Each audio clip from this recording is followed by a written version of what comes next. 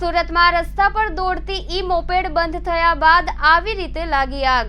સરકારે પ્રોત્સાહન આપ્યા બાદ છેલ્લા 2 વર્ષથી રસ્તા પર ઈ મોપેડ મોટી સંખ્યામાં દોડતી જોવા મળી રહી છે। ત્યારે સુરતના નાનપુરા વિસ્તારમાં ગાંધીબાગની સામે એક દોડતું મોપેડ બંધ થયા બાદ અચાનક ધુમાડા નીકળવા લાગ્યા હતા, જેથી મોપેડ સવાર ભાઠા ગામના ચેતનભાઈ પટેલને લોકોએ સચેત કર્યા હતા, જેથી ચેતનભાઈ નીચે ઉતરી ગયા હતા। જો કે જોતજોતામાં મોપેડમાં આગ ફાટી નીકળી હતી। આ અંગે જાણ થતાં મુગલીસરા ફાયર બ્રિગેડે આગ પર કાબુ મેળવ્યો હતો। ચેતનભાઈએ કહ્યું કે હું મેડિકલ સામાનની ડિલિવરીનું કામ કરું છું। પત્નીનું પ્રેશર લો થયાની જાણ થતાં જ મોપેડ લઈને નીકળ્યો હતો।